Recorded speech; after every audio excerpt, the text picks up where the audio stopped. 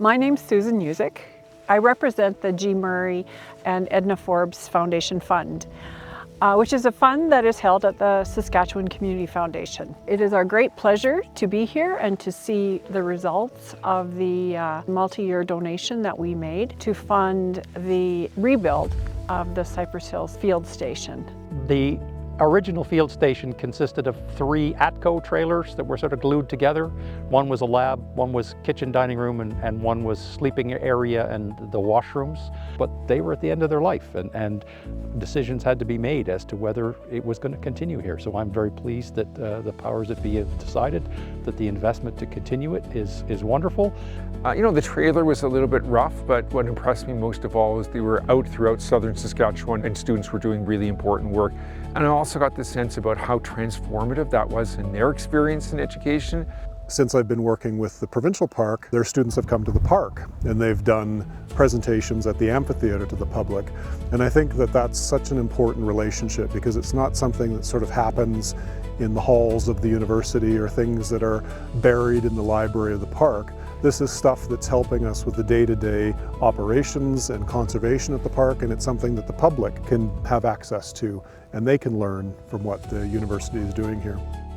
They all recognize the applicability, the relevance, the importance of the research that's being done by the students, the powerful educational experience that's being provided. So the partnership, I think, speaks to the importance of the activities that are being done here and the contributions that the students are making through their research that's really relevant to the people who live and farm and work here.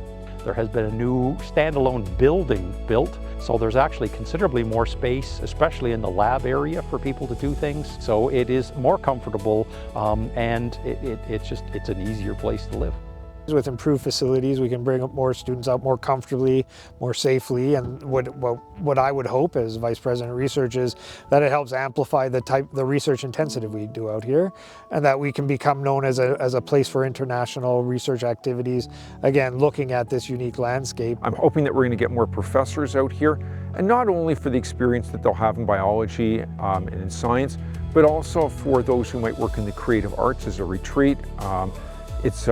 It's a beautiful area. It can now be a much more pleasant and memorable experience for a wider range of people. For me, even more importantly, and something I'm very proud of, is the people who have gone through here and gone on to really cool things in other places doing science, and they got their start here, and I think that's fabulous.